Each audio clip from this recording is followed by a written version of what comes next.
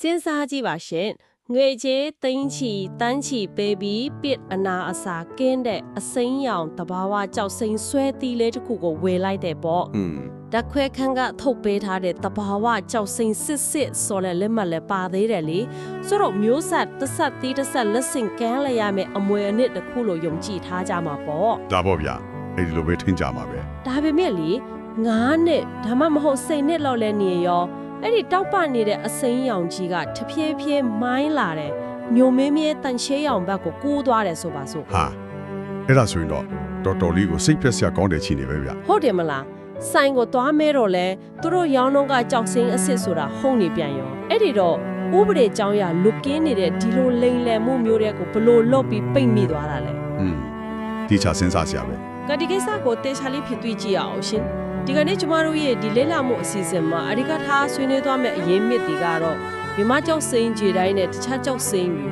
အထူးသဖြင့်ဂွာတီမာလာကထွက်တဲ့ကျောက်စိမ်းတွေကြားက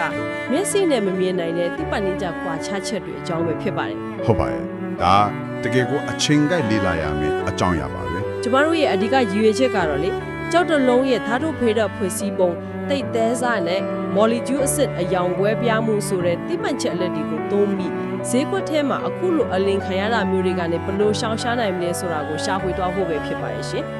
်ပြောရရင်ဒီအခြေအနေကဈေးကွက်ထဲမှာတကယ်ကိုနေစဉ်နဲ့မြဖြစ်ပျက်နေတဲ့ပြဿနာတစ်ခုပဲဟိုလူများစုကကြောက်စိမ့်ဝယ်ရင်မျက်စိနဲ့မြင်ရတဲ့အလားအပကိုပဲယုံကြည်ပြီးဆုံးဖြတ်တတ်ကြတယ်လေဟုတ်ပါကြည့်လိုက်လို့လော့နေရင်ပြီးရောဆိုတဲ့သဘောမျိုးပေါ့တကယ်တော့လေကြောက်စိမ့်တစ်လုံးရဲ့အစစ်အမှန်တမှုဆိုတာသူ့ရဲ့မူလဇာတ်မြစ်နဲ့အတွင်းပိုင်းကသိပ္ပံနည်းကျဖိုက်စည်းမှုပေါ်မှာလုံးဝကိုမိကုန်နေတာပါဗျာအားလုံးကတော့ကိုယ့်လက်ထဲမှာဆွဲထားတာကိုကြောက်စိမ့်လို့ပဲခေါ်ကြတာပါလေဒါပေမဲ့သိပ္ပံပညာရှင်တွေကတော့ဂျေဒါအိုင်းနဲ့နီးဖရိုက်ဆိုပြီးကြောက်စိမ့်နှမျိုးတီးတီးကြကြရှိတယ်လို့ဆိုရယ်ဟုတ်တယ်ဗျာအဓိကနှမျိုးခွဲထားတာပါအဲ့ဒီတော့ဒါကနမဲခေါ်ဝတာတက်တက်ပဲကွာတာလားဒါမှမဟုတ်တကယ်ကိုသိပ္ပံနည်းကြရလုံးဝမတူညီတဲ့ကြောက်သားနှမျိုးလားရှင်ဒီနေရာမှာတော်လေးစိတ်ဝင်စားဖို့ကောင်းတာဗျာအဲ့ဒီကြောင့်နှမျိုးကအပင်မန်းကကြည့်ရင်လည်းစင်တူချင်းစင်တူနေလိမ့်မယ်သိပ္ပံနည်းကြဓာတုဝေဒဖွဲ့စည်းပုံအရဆိုရင်တော့လုံးဝကိုကွဲပြားခြားနားတဲ့ twin topic စီနှမျိုးဖြစ်နေတာပါပဲလုံးဝကိုမတူတာပေါ့ဟုတ်တယ်ဗျမြန်မာကျောက်စိမ်းလို့ကျွန်တော်တို့တည်ထားတဲ့ Jedi ဟာဆိုဒီယမ်နဲ့ Aluminium ပါဝင်တဲ့ Silicate ထပ်ပေါင်းနေနဲ့ဖွဲ့စည်းထားတာပါအခြားကျောက်စိမ်းဖြစ်တဲ့ Nifrite ဥပမာသမိုင်းဝင်တရုတ်ကျောက်စိမ်းမျိုးတွေပေါ့သူတို့ကျွန်တော် Magnesium နဲ့ Calcium ပါဝင်တဲ့ Silicate ဖြစ်နေတယ်ဗျမျိုးအဲ့ဒါဆိုရင်နာမည်ကလာကြောက်စိမ်းလို့တူနေတာအထဲမှာပါဝင်တဲ့ပါဝင်ပစ္စည်းတွေကလုံးဝမတူဘူးပေါ့လုံးဝမတူဘူးဗျာဥပမာပြောရရင်ဟိုကိတ်မို့ဖို့တဲ့နေရာမှာတခြားသုံးရမယ့်စားဖို့သုံးပြီးဖောက်ထားလို့မျိုးဖြစ်မနေဘူးလားကွက်တီပဲဗျာအဲ့ဒီလိုပါဝင်တဲ့ဓာတ်တွေလုံးဝမတူတဲ့အတွက်သူတို့ရဲ့ရုပ်ပိုင်းဆိုင်ရာကိုဓာတ်တွေလည်းအများကြီးကွာခြားသွားတယ်ပထမဆုံးတိတာက Mohs scale လို့ခေါ်တဲ့မာချောမှုအဆင့်ပဲမာချောမှုကဘလောက်ကွာလို့လဲရှင်ဆိုဒီယမ်နဲ့အလူမီနီယမ်ဖွဲ့စည်းပုံကြောင့်မြန်မာကျောက်စိမ်းခြေရိုက်ကမာချောမှုအဆင့် 6.5 ခန်းခွန်အထိရှိတယ်ခြေစားတံကူတော်တော်လေးခံနိုင်ရရှိတယ်ဗျာနီဖရိုက်ကြရောနီဖရိုက်ကတော့6 6.5 တာရှိလို့ပူပြီးပြောင်းတယ်ဒါကြောင့်လေရှေးခေတ်ကအယုတ်တွေပန်းပူတွေအသေးစိတ်ထူစစ်တဲ့နေရာမှာနီဖရိုက်ကိုပို့သုံးခဲ့ကြတာပေါ့ဗျာဒါဆိုအလေးချိန်ပိုင်းမှာရောကျောက်မက်စည်းခွက်မှာကြောက်ကိုလက်ပေါ်တင်ပြီးစမ်းသက်ကြတာခဏခဏမြင်ဖူးတယ်လေမြန်မာကျောက်စိမ်းကပုံလေးလို့ဆိုတာတကယ်ပဲလားတကယ်ပါဗျာအရွယ်စားအတိအကျတူတဲ့မြန်မာကျောက်စိမ်းခြေတိုက်တစ်လုံးနဲ့နီဖရိုက်တစ်လုံးကိုလက်တစ်ဖက်စီမှာတင်ထားကြည့်မယ်ဆိုရင်လေဟိုဥပမာကောက်တီးနဲ့ပင်ပေါင်ဘောလုံးကိုကင်ထားရတယ်လို့မျိုးတိတိတသားကွာခြားတာလားကောက်တီးနဲ့ပင်ပေါင်ဘောလုံးလောက်အစိုးမရောက်ပြီမဲပေါ့ဗျာကျွမ်းကျင်တဲ့သူတယောက်အတက်ကြောလက်ပေါ်တင်ကြည့်လိုက်ကနေတိတ်ထက်စားကွာခြားမှုကိုချက်ချင်းခန်းစားသိရှိနိုင်ပါတယ်ဒါဟာသိပ္ပံနည်းကျအရေးကြီးဆုံးစမ်းသပ်ချက်တစ်ခုပါလေတိတ်သိမ်းစားဆိုတော့ကင်းကနန်အိုက်ဖင်ဘလောက်ကွာလဲရှင်မြန်မာကျောက်စိမ်းကအတွင်းပိုင်း molecule တွေအရန်ကိုကြစ်လစ်ဆူစီးနေလေတဲ့တိတ်ထဲစား 3.30 ကနေ 3.36 ဝန်းကျင်အထိရှိတယ်နီဖရိုက်ကတော့ 2.90 ကနေ 3.03 လောက်ပဲရှိတယ်ဗျတော်တော်လေးခွာတာပဲဒါကြောင့်အရွယ်စားတူရင်တောင်မြန်မာကျောက်စိမ်းက TV သားပူပြီးလေးလံကြစ်လစ်နေတာပေါ့ဒါဆိုအလေးချိန်ကွာတယ်ဆိုတာတော့နားလည်သွားပြီဒါပေမဲ့တတိထားမိတာတခုကလေမြန်မာကျောက်စိမ်းအကောင်စားတွေကိုအလင်းရောင်အောင်မှချိလိုက်ရင်ဖန်တောင်းလို့ပဲတောက်လက်နေတာမျိုးမြင်ဘူးလေဟုတ်တယ်မှန်ပါတယ်ဗျတခြားကျောက်စိမ်းနီဖရိုက်တွေကြတော့အဲ့လိုမတောက်ပဲနဲ့ဖျောင်းတောက်လို့စီးပြနေတယ်လို့အေးကြီးဖြစ်နေတတ်တယ်လीအဲ့ဒါဘာကြောင့်လဲရှင် အဲ့ဒါသူရဲ့ molecule ဖွဲ့စည်းပုံကြောင့်ဖြစ်လာတဲ့အလင်းရိုင်ညွန်းကိန်းကွာသွားလို့ပါဗျာမြန်မာကျောက်စိမ်းရဲ့အလင်းရိုင်ညွန်းကိန်းက1.66ဝန်းကျင်မှာရှိတယ်နည်းနည်းမြင်သာအောင်ပြောရရင်ဗျာမြန်မာကျောက်စိမ်းကို microscope အောက်မှာတွားကြည့်ရင်သူ့ရဲ့ဖွဲ့စည်းပုံကတရားပွင့်လေးတွေဒါမှမဟုတ်အစိအဆန်လေးတွေစနစ်တကျရင့်နွယ်စုကတ်ထားတယ်လို့ဖြစ်နေတယ်။အော်အမဟုတ်လေးတွေကတ်နေတယ်လို့ပေါ့။ဟုတ်တယ်။အဲ့ဒီဖွဲ့စည်းပုံကအပြင်ကအလင်းရောင်ဝင်လာတဲ့အခါအလင်းကိုအထဲမှာကောင်းကောင်းဖမ်းယူပြီးအပြင်ကိုစူးရှက်ရှက်ပြန်ကန်ထွက်စေတယ်။ဒါကြောင့်ကြည့်လိုက်ရင်ဖမ်းသားလို့တောက်ပတဲ့အရေးတွေကိုရတာပါဗျာ။အော်အထဲကအမုံအစေးစမ်းလေးတွေကအလင်းကိုမှန်လိုမျိုးပြန်ကန်ထုတ်လိုက်တဲ့သဘောပေါ့။ဒါဆို knee fright ကြတော့ရော knee fright ကြတော့အဲ့ဒီလိုအစေးစမ်းလေးတွေမဟုတ်ပဲချီမြန်လေးတွေလိုရက်နွယ်နေတဲ့ဖွဲ့စည်းပုံရှိတယ်ဗျာ။အမြန်လေးတွေပေါ့။ဟုတ်တယ်။အလင်းရောင်ကအဲ့ဒီအမြန်လေးတွေကြားထဲဝင်သွားတဲ့အခါချက်ချင်းပြန်မကန်ထွက်ပဲအထဲမှာပြန့်နှံ့သွားတယ်။ဒါကြောင့်မျက်စိထဲမှာကြည့်လိုက်ရင်ဆူဆူရှာရှာတောက်မနေပဲစီဝတ်နေတယ်လို့ဖျောင်းသားလို့အညံ့ညက်ဖက်သွားတာပါ။နီဖရက်ရဲ့အလင်းရိုင်နွမ်းကင်းက1.6နဲ့တာရှိတာကိုဒီပိုင်းကတော့တကယ်ကိုစိတ်ဝင်စားဖို့အကောင်းဆုံးပဲ။အခုဆိုရင်နီဖရက်ဆိုတာတစ်ပင်နီးချက်အရာကြောက်စိန်အုပ်စုဝင်ဆိုပေမဲ့ဂျေတိုင်းနဲ့လုံးဝကိုကွဲပြားတယ်ဆိုတာရှင်းသွားပြီလေ။ဟုတ်ကဲ့။ဒါပေမဲ့တကယ်ပြဿနာကဒီကမှစတာ။တကယ်လို့မြကြောက်တလုံးကနီဖရိုင်မဟုတ်ပဲတစ်ပင်နီးချက်အရာဂျေတိုင်းအစ်စ်ဖြစ်နေမယ်ဆိုပါစို့ဓာတုဗေဒအရာဆိုဒီယမ်အလူမီနီယမ်ဆီလီကေတ်အတိအကျဖြစ်နေမယ်ဒါပေမဲ့အဲ့ဒီကြောက်ကမြန်မာနိုင်ငံကထွက်တာမဟုတ်ပဲဂွာတီမာလာကထွက်တဲ့ကြောက်စိန်ဖြစ်နေခဲ့ရင်ရောဓာတုဗေဒအုပ်စုတူတူပဲဆိုရင်တန်ဖိုးကတော့ဘာလို့ကွာဝါရတာလဲရှင်အဲ့ဒါကတကယ့်ကိုအဓိကကြရမိကိုမဲ့ဗျာဟိုကွာတီမာငါကြောက်စိန်ဟာတစ်ပင်နီးကြပြောရင်ဂျေတိုင်းအမျိုးအစားထဲမှာအဓိကပါဝင်ပါတယ်ဟုတ်ကဲ့ဒါပေမဲ့ကဘာမြေကြီးအောင်မှာသူတို့ဖြစ်တည်ခဲ့တဲ့တက်တန်းရဲ့ဖြတ်ထန်းခဲ့ရတဲ့အဖူးချင်းနဲ့ PR ရဲ့ပြီးတော့အရေးကြီးဆုံးကသူတို့အထက်မှာရောနောပါဝင်နေတဲ့တတ်တူဒစ်စင်လေးတွေကမြမကြောက်စီနဲ့လုံးဝကိုမတူညီဘူးဗျာတတ်တူဒစ်စင်အနှဲငယ်ပါဝင်မှုဆိုတာဥမာဟင်းတစ်ခွက်ချက်တဲ့အခါအဓိကအသားငါတူရင်တောင်မှအပေါ်ကနေခက်လိုက်တဲ့ဟင်းကအမွေးကြိုင်မတူရင်အရသာလုံးဝကွဲသွားသလိုမျိုးလားတေချာတဲ့နိုင်ရှင်ချက်ပါပဲဗျာမြမကြောက်စိမ့်မှာတွေ့ရတဲ့ဆိုပီတောက်ပါတဲ့အစိမ်းရောင်ကိုဖြတ်ပေါ်စေတဲ့ဟင်းကအမွေးကြိုင်ကတော့ခရိုမီယမ်ဆိုတဲ့ဓာတ်စင်ပါဗျာခရိုမီယမ်ပေါ့ဟုတ်တယ်ခရိုမီယမ်ကကြောက်စိမ့်ကိုအသက်ဝင်စေတယ်အယောင်ကိုတောက်ပစေတယ်ဒါပေမဲ့ဂွာတီမာလာကြောက်စိမ့်မှာကြတော့အဲ့ဒီခရိုမီယမ်ပါဝင်မှုနည်းပြီးတန်တက်ပါဝင်မှုကအယမ်းများနေတယ်တန်တက်ဆိုတော့ဟိုလေကျမတို့တန်ချီတဲ့တန်မျိုးကိုပြောရလားဟုတ်တယ်ဗျအဲ့ဒီတန်တက်ပဲအဲ့ဒါကကြောက်စိမ့်ရဲ့အယောင်ကိုဘယ်လိုများဒုက္ခပေးလို့လဲတန်တက်များတဲ့အတွက်ဂွာတီမာလာကြောက်ရဲ့အယောင်ကကြည်လင်တဲ့အစိမ်းရောင်မဟုတ်တော့ပဲအစိမ်းရင်ရောင်ဒါမှမဟုတ်အပြာပဲတန်းတဲ့အယောင်မျိုးဖြစ်တော့တယ်အစိုးဆုံးကကြောက်ကိုအလင်းဖောက်ကြည့်လိုက်ရင်ခရိုမီယမ်လိုတောက်ဖမနေပဲတန်ထက်ကြောင်အယောင်ကအထဲမှာမိုင်းနေပဲကိုရောက်သွားတာပါတယ်ဗျာဒါဆိုတိတ်တိဆန်နဲ့ကြောက်သားဖွဲ့စည်းပုံကတော့ကွာသေးလားရှင်ဂျေတိုင်းချင်းဆိုတော့အလေးချင်းကတော့အတူတူပဲဖြစ်ရမှာပေါ့မဟုတ်ဘူးလားအဲ့ဒီမှာလေနည်းနည်းကွာသေးတယ်ဗျာဂွာတီမာလာကြောက်ရဲ့တိတ်တိဆာဟာ3.အနလီကနေ3.30ဝန်းကျင်မှာပဲရှိတတ်တယ်ဆိုတော့ညီမကြောက်စိမ့်ရဲ့ပြားမြတိတိဆာ3.33ထက်အနည်းငယ်ပိုးပေါက်နေတာကိုတွေ့ရတယ်နည်းနည်းလေးပေါက်နေတာပေါ့ဟုတ်တယ်နောက်ပြီးကြောက်သားဖွဲ့စည်းပုံကိုကြည့်ရင်ဗျာမြမကြောက်စိမ့်က molecule ပိုချစ်လက်တော့ကန်ကြီးလိုက်တာနဲ့ရီခဲလိုအသားအေးထွားတဲ့ခံစားချက်ကိုပေးနိုင်တယ်ဂွာတီမာလာကြောက်ကတော့အနည်းငယ်ပိုးပွားပြီး microscope နဲ့ကြည့်ရင်အစီအစံပိုကျန်းတာကိုထင်ရှားစွာတွေ့ရတတ်တယ်ဗျာဒါဆိုရင်ဒါတွေအလုံးကလက်တွေ့မှာပါကိုဆိုလိုတာလဲဆိုတာရှင်းသွားပြီဂွာတီမာလာကြောက်ဟာဓာတုပယအရာဂျေတိုက်အစ်စ်ဆိုတာမှန်ပြီးမဲ့မြန်မာကြောက်စိမ့်လောက်အရေးသွေးမမီဘူးပေါ့ဟုတ်ပါတယ်ဗျာဆိုတော့ဈေးခွက်ထဲက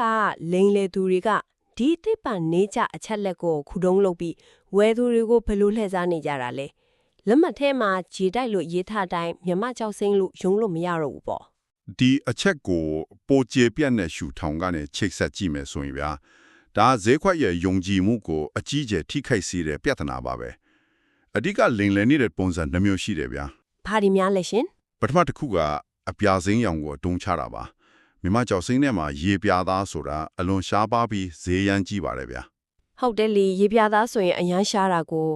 လိန်တဲ့သူတွေကအဲ့ဒီဂွာတီမာလာကနေထွက်တဲ့အပြာရင်းရောင်တန်တက်များတဲ့ကြောက်စိမ်းတွေကို ရေပြသားပါဆိုပြီးနာမည်တက်ရောင်းချတတ်ကြတယ် ဟာဒုက္ခပါပဲဒုတိယတစ်ခုကတော့ဘာလဲရှင် ဒုတိယတစ်ခုကတော့အမြဲရောင်ကိုအစားထိုးတာပါဗျာမြန်မာကြောက်စိမ်းတွေကအမြဲရောင်မော့စစ်ဆိုတာအကင်ဘက်ကကြည့်ရင်မင်းနေပေမဲ့နောက်ကနေမီးအလင်ထိုးကြည့်လိုက်ရင်အထက်ကနေမျက်စိရောင်တောက်တောက်လေးထွက်လာပြီးအရန်ကိုတန်ဖိုးကြီးပါတယ်ဒါပေမဲ့ဂွာတီမာလာကထွက်တဲ့အမြဲရောင်ကြောက်တွေကအလင်ထိုးရင်အစင်းရောင်ထွက်ပေမဲ့အယောင်ကစိမ့်မနေပဲမှိုင်းညွန့်ညူကြီးဖြစ်နေတယ်ဗျာအဲ့ဒါကိုဝဲသူတွေတတိမထားမိတာကိုအခွင့်ကောင်းယူပြီးမြမကြောက်စိတ်အမြဲဆိုပြီးလိန်ရောင်းကြတာပါဒါနဲ့ဟိုတက်ခွဲခန်းလက်မှတ်တီကတော့ဘာလို့နေကြလို့လဲဝဲသူအများစုကလက်မှတ်ပါရင်နိုင်ငံတကာအဆင့်ကြီးစစ်ဆေးပြီးသားမို့လို့စိတ်ချရပြီလို့ထင်ကြကြတယ်လေလက်မှတ်ကအလင်းခံရတာကိုမကကွယ်ပေးနိုင်ဘူးလားပြဿနာကတက်ခွဲခန်းအထွေးမူဝါဒတွေမှာရှိနေတာပါဗျာဘယ်လိုမျိုးလဲရှင်လက်မှတ်တွေမှာဒီကြောက်ဟာဓာတုဖိအားရဆိုဒီယမ်အလူမီနီယမ်ဆီလီကေဖြစ်တဲ့အတွက်ဂျေတိုက်ဖြစ်ပါတယ်လို့သာအတီးတူရေးသားပေးပြီးဘယ်နိုင်ငံကထွက်တယ်ဆိုတဲ့မူလဆက်မျိုးကိုထည့်သွင်းဖော်ပြလေးမရှိကြဘူးလေဩနိုင်ငံနာမည်မပါဘူးပေါ့ဟုတ်တယ်အဲ့ဒီလက်ထားချက်ကိုလိန်လေသူတွေကအသုံးပြုပြီးဂွာတီမာလာကြောက်တွေကိုဒါဂျေတိုက်စစ်ပါဆိုပြီးမြန်မာကြောက်စိမ့်စင်နဲ့ရောင်းချတာပါဗျာဒါဆိုအစားပိုင်းမှာကျွန်မပြောခဲ့တဲ့ဇလန်းကိုပြန်ကောက်ရရင်ကြောက်စိမ့်ကဝယ်တော့ကတော့စိမ့်နေပြီနှစ်တကြာလာတော့မှတန်ချင်းအောင်ပေါက်လာတယ်ဆိုတာကတော့ဘလို့ဖြစ်ရတာလဲအဲ့ဒါလဲဒါနဲ့ပဲဆိုင်တာလားအပြေဝဆိုင်တာပေါ့ဗျာအဲ့ဒါကိုတစ်ပန်လို့ weathering လို့ခေါ်တဲ့အချိန်နဲ့အမျှပြောင်းလဲမှုပါပဲဂွာတီမာလာကြောက်စိမ့်တွေမှာအစောကပြောခဲ့တဲ့တန်တက်ပါဝင်မှုအများများတယ်လေဟုတ်တယ်တန်ဆိုတဲ့သဘောတရားကလေတူးတွေကအောက်ဆီဂျင်နဲ့ထိတွေ့မှုကျလာတဲ့အခါဓာတ်တိုးပြီးတန်ချေတက်လာတတ်တယ်အဲ့ဒီလိုပဲကြောက်စိမ့်တွေကတန်တက်တွေကလည်းနှစ်တည်ကျလာတဲ့နဲ့အမျှဓာတ်ပြောင်းလဲမှုချစ်ပြီးအယောင်ပြင်းလာတာညိုးလာတာမှိန်လာတာတွေဖြစ်တတ်ပါတယ်ဗျာ။အော်တန်ချေတက်တယ်လို့ဖြစ်သွားတာပေါ့။ဟုတ်ပါတယ်။ဒါကြောင့်မို့လို့အရန်လှပနေတဲ့ကြောက်စိမ့်တစ်လုံးဟာမြမကြောက်စိမ့်ပေါက်ဆဲထက်ငါးစာနဲ့ဆေးစာလောက်အထိတိတိတတာဈေးတက်တာနေတယ်ဆိုရင်ဗျာဒါဟာအချင်းချင်းအယောင်ပြောင်းသွားမဲ့ဂွာတီမာလာကြောက်ဖြစ်နိုင်တယ်ဆိုတာကိုအထူးသတိထားသင့်ပါတယ်မြမကြောက်စိမ့်တွေကတော့အဲ့လိုမဖြစ်ဘူးပေါ့မြမကြောက်စိမ့်တွေကတော့တန်တက်ပါဝင်မှုနေပါလို့အဲ့ဒီလိုအယောင်ပြောင်းသွားနိုင်ခြင်းအလိုပဲရှားပါပါတယ်ဗျာဝယ်ယူမဲ့သူတွေအတွက်တိတ်ကိုရေးကြည့်တဲ့သတိပေးချက်ပါလို့ရှင်အခုဆိုရင်လိမ်လည်မှုတွေနဲ့ဈေးကွက်တွေအားနည်းချက်တွေကိုသိချနားလည်သွားပြီလေဟုတ်ကဲ့ဒါဆိုရင်အမှန်တကယ်အရေးသွေးဖြစ်မိတဲ့မြမသဘာဝကြောက်စိမ့် grade A တွေကိုရောဘယ်လိုတိတိကျကျဖွဲ့ချမှာလဲကျမတို့လေ့လာနေတဲ့အရေးမြစ်တွေထဲမှာဓာတ်ပုံလေ့လာချစ်လေးတွေပါလာတယ်လေအေးပါတယ်ဗျာအဲ့ဒီပုံတွေထဲမှာကြောက်စိမ့်ဆွဲသူလေးတွေပြထားတယ်ခရံရောင်အစင်းရောင်အဝါရောင်ရောင်သွေးတွေကတကယ်ကိုကြည့်လို့ကောင်းတယ်နော်မှန်ပါတယ်ဗျာအဲ့ဒီဆွဲသီးလေးတွေကိုလေ့လာကြည့်မြမသဘာဝကြောက်စိမ့် grade A ရဲ့တကယ်ကွန်တတီတွေကိုထင်ထင်ရှားရှားတွေ့ရပါလိမ့်မယ်ဥပမာဘယ်လိုမျိုးလဲရှင်ဥပမာခရံရောင်ဆိုရင်အတွင်းထဲမှာမိုင်းနေတာမျိုးလုံးဝမရှိပဲကြီးလေနေတာကိုတွေ့အောင်ဗျာအစိမ်းရောင်ဆိုရင်လည်းကြီးလေတာနဲ့တည်းခုနပြောတဲ့ရေခဲလို့အသားအေးပြီးအယောင်ဆိုးနေတာကိုမြင်ရတယ်အလဲကအဝါရောင်ဆိုရင်လည်းအသားကြီးပြီးပြားရည်ရောင်ပဲတန်းနေတယ်လေအသားတော်တော်ကြီးတာပဲဟုတ်တယ်ကြောက်သားတွေကအမုံအမွားနေပြီးအသားကြီးအစင်ရှိတဲ့အပြင်မျက်နှာပြင်ကဖန်သားလို့ပြောင်းလဲနေတာမြမကြောက်စင်းစစ်စစ်ရဲ့မြင်မရတဲ့ပြားရည်ကျမတတိထားမိတာတခုကကြောက်တည်ရဲ့မျက်နှာပြင်ကိုပုတ်တိုက်ထားတဲ့လက်ရာကလည်းအချိုးစားညီညာပြီးတော်တော်လေးတိတ်တက်တယ်ဆိုတော့လက်ရာကောင်းညောကြောက်ကောင်းတယ်လို့မှတ်ယူလို့ရနိုင်မလားဒီအချက်ကအရေးကြီးတဲ့မေးခွန်းတစ်ခုကိုဖြစ်ပေါ်စေတယ်ဗျာရှင်လက်ရာတိတ်တက်မှုတော့ပဲကောင်းမွန်နေပါစေလူတွေဖန်တီးထားတဲ့လက်ရာဖြစ်တဲ့အတွက်မျက်စိနဲ့မြင်ရတဲ့အလားအပါတစ်သက်ကိုပဲလုံးဝယုံကြည်လို့မရဘူးဆိုတော့ပါပဲဟုတ်တာပဲလင်းလေတူတွေကဝါဒီမာလာကြောက်ကိုလေလေယာတိတက်ဆောင်ဖြစ်အောင်တွေးနိုင်တာပဲလေဒါကြောင့်ပုံမတိတာတဲ့တွတ်တက်ချေကြဘူးတစ်ပန်နီးကြအတီးပြုချက်တွေအမြဲလိုအပ်ပါလေဗျာဘလို့တီးပြုချက်မျိုးတွေလုပ်ရမလဲရှင်ဝယ်မဲ့တူတဲ့နည်းနဲ့တိတ်တိစာတုံးတက်မှာတုံးတုံးဝဲချင်းရှိမရှိစမ်းတက်တာဆယ်စာချဲမှန်ထုံးပြပြီးအတွင်းပိုင်းမှာတဘာဝအစီအစံဖွဲ့စည်းပုံတွေနဲ့တဘာဝအနာစာလေးတွေရှိမရှိစစ်စေကပြီးတော့အထူးသဖြင့်ခရမ်းရောင်ကြောက်တယ်ဆိုရင်တဘာဝအလင်းရောင်အောင်နဲ့မီးရောင်အောင်မှာအယောင်ပြောင်းလဲမှုရှိမရှိစစ်စေးတာမျိုးတွေမဖြစ်မနေလှုပ်ဆောင်ပေးပါလေဗျာကဲဒီနေ့ဆွေးနွေးခဲ့လာရေးကိုအချင်းချုပ်ကြည့်အောင်ရှင်ကျမတို့ဟာအပြင်မအလှပတက်တက်ကနေကြော်လွန်ဒီကြောက်စိမ့်ရဲ့အတွင်းပိုင်းမော်လီချူးကဘာတဲ့အထိဝေရောက်လာခဲ့ကြတယ်ဟုတ်ပါတယ်မြ မြန်မာကျောက်စိမ်းရဲ့ထူးခြားတဲ့ဆိုဒီယမ်အလူမီနီယမ်ဖွဲ့စည်းပုံအလီချိန်နဲ့ဖန်သားလိုတားပေါက်မှုတွေဟာအခြားကျောက်တွေအထူးသဖြင့် nitrite နဲ့ဘလော့ကွာခြားတယ်လဲဆိုတာကိုသိခဲ့ရတယ်လေဒါအပြင်ဈေးကွက်ထဲမှာမူလဇက်မြင်မပါတဲ့ထက်ခွဲကလက်မှတ်တွေကိုအသုံးပြုပြီးတန်တက်ပါဝင်မှုများတဲ့ဂွာတီမာလာကျောက်တွေကိုမြန်မာကျောက်စိမ်းဖြစ်ဘလို့လင်းလဲရောင်းချနေကြတယ်လဲဆိုတာကိုလည်းတတိပြုမိသွားပြီမှန်တယ်ဗျာဒီအချက်လက်တွေကိုသိရှိထားခြင်းအပြင်လေ့လာသူတွေအနေနဲ့ကြောက်စင်းဝယ်တဲ့အခါအယောင်သွေးလက်ပတ်ယုံမြတ်မကပဲနှစ်တကြလာရင်အယောင်မိတ်သွားမဲ့အရာလားရေရှည်တန်ဖိုးတည်မြဲမဲ့စစ်မှန်တဲ့ရင်းနှီးမြှုပ်မှုတစ်ခုလားဆိုတာကိုယုံကြည်မှုရှိရှိရွေးချယ်နိုင်ကြပါလိမ့်မယ်အမှန်ပါပဲကိုယ်ဝယ်လက်ကေကြောက်စိမ်းရဲ့တားသူပဲသားသဘောတဘာဝနဲ့အားနည်းချက်တွေကိုတေချာနားလည်ထားတာဟာကိုယ့်ရဲ့ငွေကြေးရင်းနှီးမြှုပ်မှုကိုအကောင်းဆုံးနဲ့အလုံးစုံဆုံးကာကွယ်ခြင်းပါပဲဗျာပြောင်းသွားတတ်တယ်ဟုတ်ကဲ့ဒါပေမဲ့မြန်မာကျောက်စိမ်းကမို့ခက်အဆက်ဆက်အလားမပြတ်ဖက်တည်ကြနေတယ်ဆိုတော့ကျောင်းမြတ်ရတနာတစ်ခုရဲ့တကယ်တန်ဖို့ဆိုတာလူသားတွေရဲ့မျက်စိရှေ့မှာခဏတာဖန်တီးထားတဲ့လပမှုတသက်မဟုတ်ပါဘူးကပါဗျာနှစ်တန်းပေါင်းများစွာကဘာမြေကြီးအောက်ကပြင်းထန်တဲ့ဖိအားတွေနဲ့အပူချိန်တွေကိုကြမ်းကြက်ခံဖြတ်တန်းခဲ့ရပြီးတဲ့နောက်လူသက်တန်းထများစွာကြော်လွန်ကမျိုးဆက်တစ်ခုမှတစ်ခုတော့အမွေနဲ့အထစ်ပေးရနိုင်လောက်အောက်တည်မြဲနေတဲ့တဘာဝတရားရဲ့ဓာတုပေဒဆိုင်ရာအံခွဲဖြစ်တည်မှုတစ်ခုမဟုတ်ပါလားရှင်ဒါကတော့လေးလာသူတွေဆက်လက်သွေးတော့နိုင်ဖို့ချန်ထားရက်ခဲ့မဲ့အချက်လေးပဲဖြစ်